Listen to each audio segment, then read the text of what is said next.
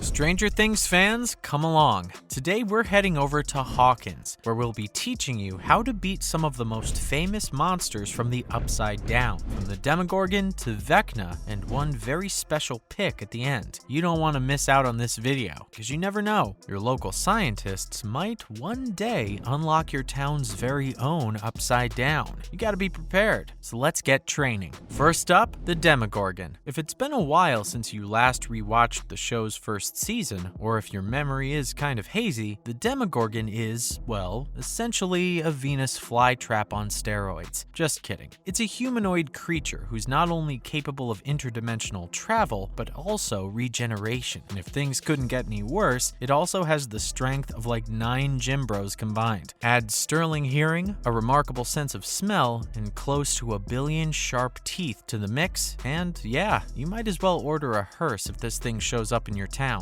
Or not, because despite all of these things, it's beatable. Anyone who's seen the show knows that it doesn't take well to fire. But before you can give it a nice little char, you'll have to, of course, lure it. Preferably to a place where you can set things on fire without going to prison. Trust us, with this thing at large, prison is the last place you'd want to end up. Actually, under all circumstances. Anyway, there are 2 ways in which you can get it to come to you. Yes, you heard that right. You need to make it come to you instead of venturing into the Upside Down. Let's not forget that each dog barks in its own yard. Besides, God alone knows what else is lurking down there. You don't want another ugly on your hands. To add to that, interdimensional travel isn't exactly a walk in the park. It takes a lot of energy, and you want to exhaust it. Okay, let's get back to attracting its attention. You can do one of these 2 things. Bleed. Yeah, you heard us. Do it. The Demogorgon, if you recall, is attracted to blood. If you're the queasy type, fret not. There's another way. Now, since you've got a Demogorgon, we're going to assume that you have an equivalent for 11 as well. Let's call them 22. Do you see where we're going with this? No? Well, you need to get 22 to communicate with it. While they're busy doing that, get busy and set up traps around your battlefield of choice. Yes, bear traps if you can find them. An homage to the party, if you will. Next, you need to make the area as bright as possible. We'll explain why in a minute. Yeah, you're right, the lights will flicker to announce that demo's on its way. But like apart from that, the Upside Down isn't exactly the brightest of places, and so the Demogorgon probably has horrible vision and is sensitive to it. The final thing you'll need is a lot of aerosol sprays and a bunch of lighters, or a flamethrower if you're the environmentalist type. Enter the Demogorgon. It's too bright. You make him fall into a trap. You brandish your spray and lighter and get barbecuing. For the best results, you can also get one of your teammates to douse it with gasoline beforehand, or disorient it by shooting at it. Like, yeah, it can regenerate, but not its composure. Voila! Enjoy while it's still hot. After that, the Demo Dogs. Demo Dogs, if we were to put it simply, are Demogorgons who've just hit puberty. Yeah,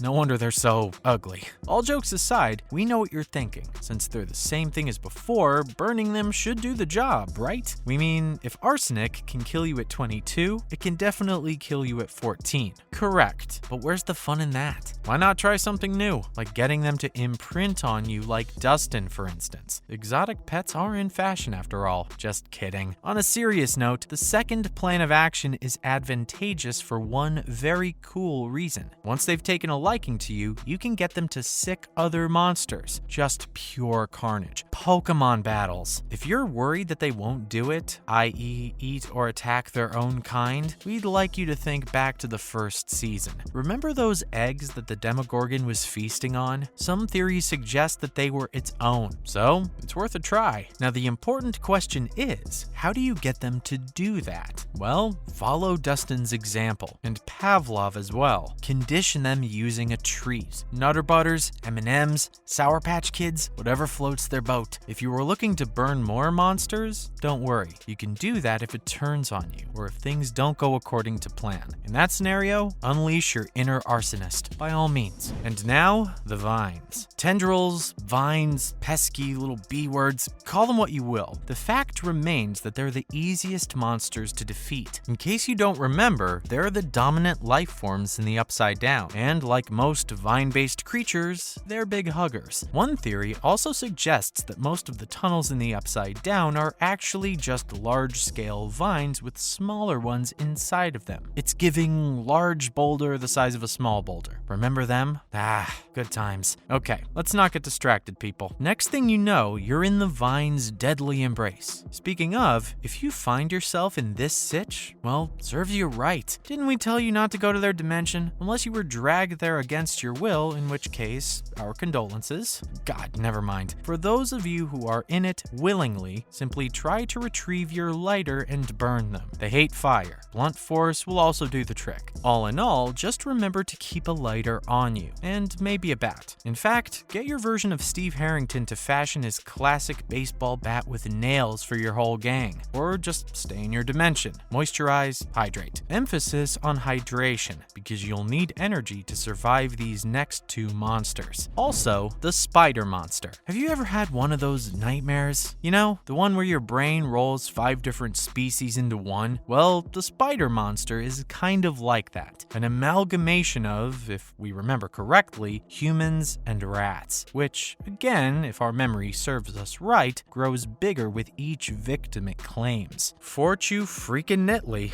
Mr. Congealed Vomit on all fours is sensitive to heat and light. Remember, we said sensitive, meaning that these things won't kill it. They'll just stall it at best. The only way to kill it is to close the door to the Upside Down, so you better pull yourself up by the shoestrings and follow what we're about to say to a T. First things first, your gang needs to split up, and we hope you have one and aren't thinking of beating all these creatures alone. Who do you think you are, Superman? We're not doing crossovers here. Go get your friends. Anyway, start by splitting up. One team needs to distract Pukazoid, and the other, of course, needs to close the door. The latter team, unless you're all magical, will have to include 22. That's your 11, by the way. While 22 is heading to the gate with her teammates, the rest of you need to find all the fireworks that your city or town has to offer. Rob a 4th of July store if you have to. Yes, we're following the party's example here as well. We're going to go to work on Mr. Face that only a mother could love with fireworks. Boom. Meanwhile, 22 closes the door, ultimately killing the creature.